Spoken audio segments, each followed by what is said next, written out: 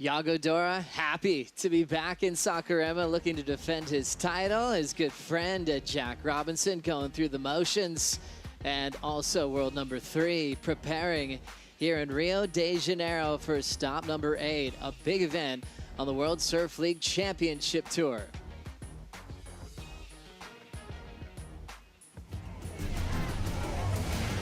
Winning our title is incredible. It's like accomplish the impossible, you know. Everyone's here to win. We just really want to smoke everybody. I know I can win a world title. I want to come into that finals leading it, have the best chance possible. I love surfing so much, and I want to be the best at it. The World Surf League arrives in Rio de Janeiro, Brazil for stop number 8 on the 2024 Championship Tour. 50,000 fans strong. Saquarema comes alive with passion and rhythm as the Coliseum of energy, unmatched in professional surfing, hosts the Vivo Rio Pro presented by Corona. With a win in El Salvador, John Florence secured his spot to compete for the world title at lower trestles. 4 spots remain, and the pressure is mounting as Gabriel Medina, Italo Ferreira, and Yago Dora soar up the rankings. In the women's draw, Caroline Marks took her 2nd straight victory at Punta Roca. Will her win ignite a world title defense, or will the contenders answer back at Itaúna? You want a show? We brought you a show, Saquarema. Big Mike Tyson. Here he is. Falling from the clouds. Comes out of nowhere. Only 2 events remain in the race for the Lexus WSL Finals. The fight for the Final 5 heats up at the Vivo Rio Pro presented by Corona.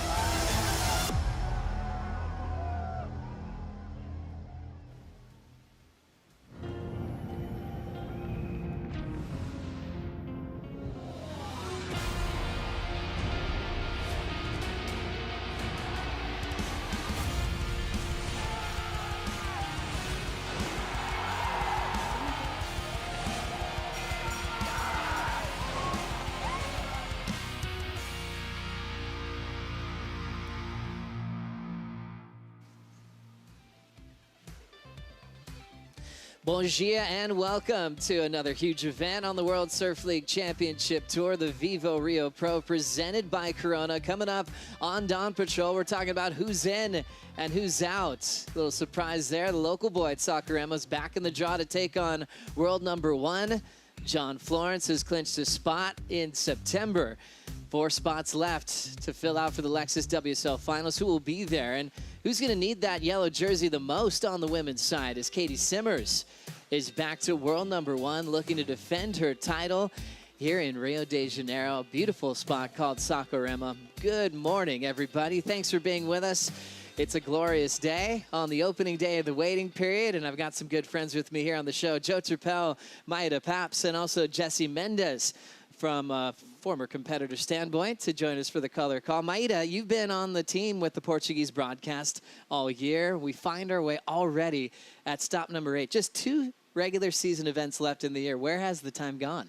Yeah, it's true, Joe. Oh, it's so glad to be back in Saquarema, this beautiful landscape, this crazy crowd, and also the good waves. So we are very excited to see the surfing show. Jesse, obviously you're from Brazil. Welcome home, by the way. It must feel great to be able to, 1, speak Portuguese, eat all your favorite food, and surf with your good friends. Thank you, Joe. Yeah, it's great to be back here. The banks are fun. The waves have been fun the last few days. It's on the small side, but it's been clean and feels like summer, so everyone's having a good time. It's been small, but it has been rippable. What's your take on the quality of the banks that we have? The banks are great. We have a lot of sand stacked up to the right side of the scaffolding, which it helps with the small swell and bigger waves, so we're going to have some great waves. A lot of great energy here at the beach. It is opening day, so now let's go to the My Terra official call as we say bon dia to Rachel. Bon dia, Joe. Good morning, Jesse. I'm here with her. And how does it feel to be back in Brazil for this event? Oh, it's great. We love it. I mean, we had the opening last night and we had the drone show, which was cool. So everyone loves coming here and, you know, there's always such a good energy and there's so many people who are so welcoming. So it feels like a massive event for us always. So it's great. And that opening party yesterday made us feel like it's already started. But now we need to know, what is the call for today? So today we're not on. We have really small waves today. It's really nice and clean, but, you know, not a lot of swell. tomorrow looks like tomorrow could be good. So we have a new swell coming in the night tonight, and it's really going to pick up. If it's here tomorrow, it's going to be there in the morning. So, you know, we're looking at a potential start for tomorrow, and, you know, some really nice fun waves, probably about 4 feet and nice and clean. So it could be a good one for us. What about the forecast for the week? What should we expect? So we know that we have waves tomorrow, and then we're also looking at waves coming, you know, in the back half of the week. There's definitely a swell coming, but there's a lot of wind and a little bit of weather. So the great news is that we're definitely going to have, you know, more waves, but we're going to have to pick those windows and see what we get. So, you know, we're stoked. Everyone's telling us as well, and, you know, we know that out here the sandbank's really good right now. It's like, you know, epically fun. So it's going to be good no matter what. Let's see what we get. Thank you so much, Jessie. Back to you, Joe. Thank you, Rachel. Thank you, our Commissioner, Jessie Miley-Dyer. That was the MyTerra Morning Call. Start your day with granola as you see this beautiful beach of Itaúna. And to go further on the forecast, we bring up our maps from our friends at Surfline to break it all down. Opening day, looking small, it's off. But what can we expect, Jesse? Yeah, I think Jesse broke it down perfectly for us, but tomorrow we have a small south swell, which is a great direction for here. Not ideal, but still fun. We're going to have clean conditions. And then we should expect some fun waves throughout the midweek of this following week. And yeah, it's going to be pretty fun because we have some clean days with offshore winds and some like decent size, probably about 4 to 5 foot faces. And it's going to be exciting. This region always picks up a lot of swell, which we love. So today, small, as you can see, 1 to 2 feet. But it will be picking up throughout the week, Maida. Yeah. On Saturday, like 3 or 4 faces during the morning and afternoon, 2 to 3 plus feet. And then on Sunday, it drops a little bit, 1 to 3 faces, offshore winds, and then onshore winds during the afternoon. So yeah, but we have a good conditions. Yeah, it's really cool when you show up at Saquarema. I've been here in the past where everyone's looking for step-ups because it could get really big. You got to keep your eyes on that forecast because it is subject to change. So far, it's looking clean. It's been really warm, sunny beach days where you don't want to leave the beach. So we're going to be expecting 40,000 plus fans to watch the world's best as we take a look at some new names and some familiar faces that'll be entering the draw for this event as we talk about who's in and who's out. João Chianca, local boy representing Saquarema, coming off a huge wildcard performance in El Salvador. And Jesse Samuka is back. Sammy Pupo's in the draw again. I'm so excited to see him. I feel like his surfing hasn't translated to the results he had half through the season, but then he started Challenger Series with the right foot, had some great results, building some confidence, and he's no stranger to beating those big names, so he's going to be a dangerous one for the guys here. Olympians Luana Silva, Tainá Hinkle in the draw as well at the main event. And unfortunately, Tyler Wright having to withdraw. Remember, she's a 3-time Rio champ, a 2-time world champ, world number 9, unable to make it here. But that brings up a first for Sofia Medina, Maida. Yeah, it's going to be nice to see Sofia Medina surfing her first championship tour event by side with her brother, Gabriel Medina. They are all favorite for the crowd here, so it's gonna be fun to watch her, and she's ripping. She's surfing pretty well right now. Exciting times. Check out your fantasy surf teams on worldsurfleague.com. Make the appropriate adjustments as we're anticipating fireworks when we're focusing on the final 5. John Florence, the only one to clinch a spot so far into September, and just 4 spots remain. More on that when we come back. If I were to win another world title at this stage of my career, it will definitely be different. John behind him, giant alley-oop and puts it down. Continues on.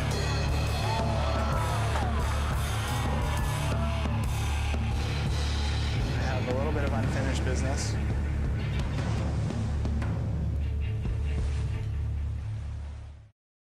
A huge win for John Florence in El Salvador. He hadn't won since the end of 2020 at Pipeline over Medina. It was a long time coming. Did it with a 10. Did it over Yago Dor in the final as he is world number 1, getting a spot into his first ever appearance in the Lexus WSL Finals this September. And look at that gorgeous morning that we have on hand. Once again, we're off for the day. Next call will be first thing in the morning to see if we'll get things underway. This is Joe, Maida, Jesse. We just saw there John in yellow. We've got to wait to see what his seating will be, but we still have 4 spots still to decide who will be competing for a world title. We've got Jack Robinson, number 2 in the world. Griffin's now number 3 coming into stop 8. Ethan Ewing, 4th, and Jordy Smith in 5th. When you look at their average place when it comes to Rio, it's kind of a little bit lower than maybe what you'd expect, Maida. Yeah, it's true, but I mean, Jordy has won already here, also John Florence. Ethan Ewing made finals last year. So, yeah, they can do pretty well here, so they might have to work a lot to stay in these 5 spots in the rankings. I think one of the biggest takeaways that you have when you look at the final 5 is that no Brazilian names maybe yet in that final 5 picture, Jesse, but they are on the move. And this is not expectable. Like, you usually see those names up in the top 10 or even higher than that, mostly for Gabriel and Italo in the last few years. So it was just a matter of time. And here, Italo having a huge win against one of the best ever out at Teahupo, which is John Florence. And it's just impressive. And I'm excited to see what they're going to do. Yeah, impressed to see what Iago did, just really changing above the lip surfing. Indy full rotations, but also on demand. There's so much consistency there as we look at the Brazilian charge, just focusing on the last 2 events. 3-time world champ Medina from 19th all the way to 6th. Italo, when he won in Tahiti, actually went all the way to 5th. Now down to 7th, heading into Brazil. And Iago Dora got the last spot to survive the midseason cut. Now he's into the top 10 and looking to defend his event title here at Saquarema, who he's had a ton of consistency. When you look at the Brazilians that are charging, who are you expecting, Maida, to really take it and go all the way this week in Saquarema? Yeah, I'm expecting Medina. So he hasn't had good results here during the championship tour yet, but he has already won. I was here in the Challenger Series in 2022. So he knows how to surf this wave, and he is like surfing pretty well, willing to win. So I'm really excited to watch him. Like that choice. Maybe he gets too much attention at this part. He's a superstar. Maybe this is his year. He could win at home. Jesse Mendez, who are you thinking? I usually pick Iago, which I don't know why, but I might be biased because I like his surfing so much. But here especially, he's spent a lot of time here before. He knows the rhythm of this wave, the backwashes, which usually tends to be a tricky thing for all the surfers. And he's won here last year, so he's going to be one to watch. He's going to be very dangerous out here once again. And when you know what Iago's made of, you think of a free surfer, this calm spirit, but an absolute warrior when he comes to compete at home. There's sometimes surfers that elevate when they've got the crowd behind them. Iago's certainly that. For sure. He's got the wild card semifinal in the past, competed full time, so 3 semifinals, a win last year for a lot of great consistency for Dora, coming off a final in El Salvador, and now all focus on him if he could go back-to-back this year and get a spot in the final 5. Up next, we'll talk about the women. Who needs that #1 seed the most? Be right back.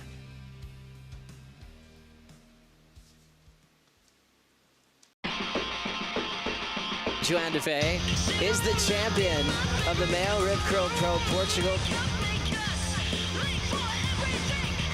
Molly putting her head down, grabs a rail of pipeline, pulls up and under. She's still going and gets the exit. What a turn. Molly Pickup. Brisa Hennessy. Brisa right back out there, right back in action. She's going to pull the trigger. Here we go with Brisa Hennessy.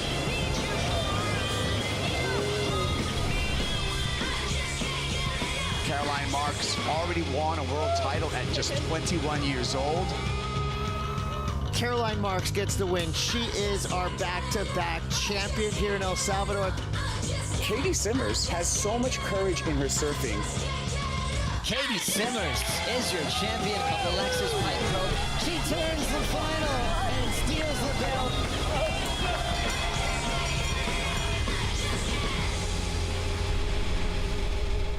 Five heading into Brazil. Katie Simmers back in yellow, world #1. Caroline with a win in El Salvador, up to #2.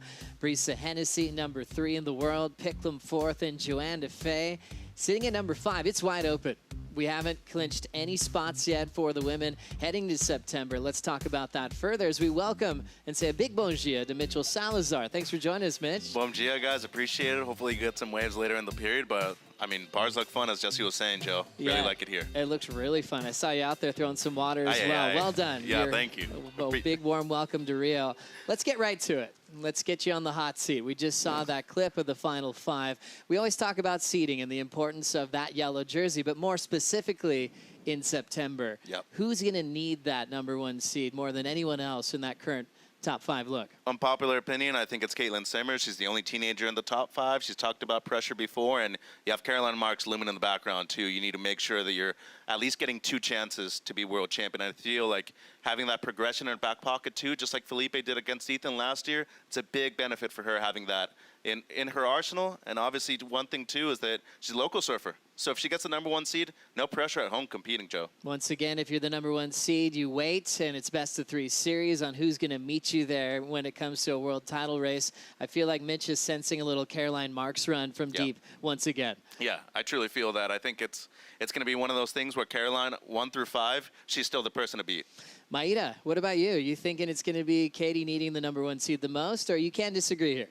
Yeah, I can't disagree. I think Molly, it would be great for her to have, because last year she got there in 4th position and she lost her first heat. So due to this pressure, I think it would be great for her to get the highest spot. It's a real thing. The pressure is so different and not comparable to any other event on the calendar. It's a world title moment. Molly did get a rep there last year, but looking for more this season.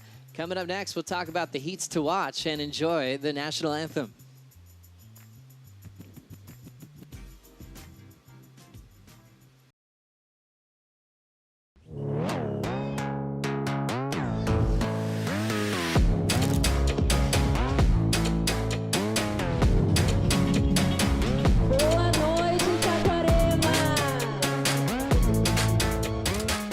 Todos os anos a gente tenta trazer novidade.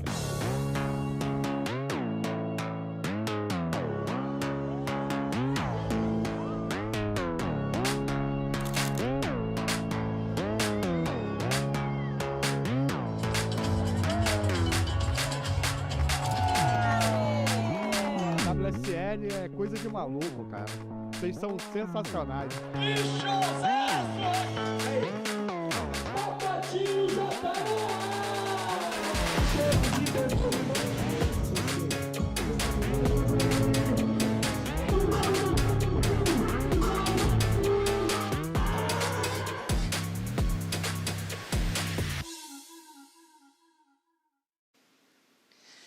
Last night, the festivities got started at the Vivo Rio Pro, presented by Corona. The drone show lit up the sky. Papatino turned up the heat on the beach for what should be an epic event this week. Now, let's prepare for the Brazilian national anthem.